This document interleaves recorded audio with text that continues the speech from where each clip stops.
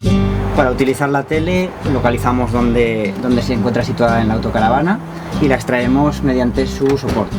En este caso apretamos el pulsador para desbloquearlo, extraemos al máximo el soporte y giramos la televisión.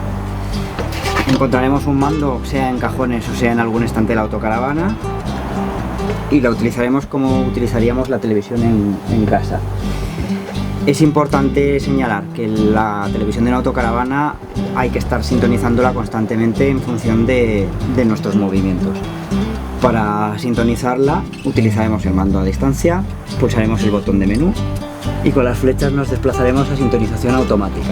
Le daremos a OK, indicaremos el país, España, y le volveremos a dar a OK.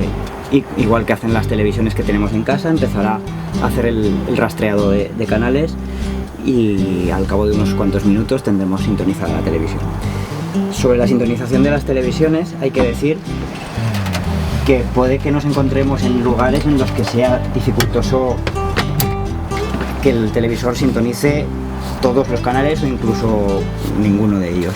Entonces tenemos que tener claro que habrá lugares donde no será imposible ver la televisión.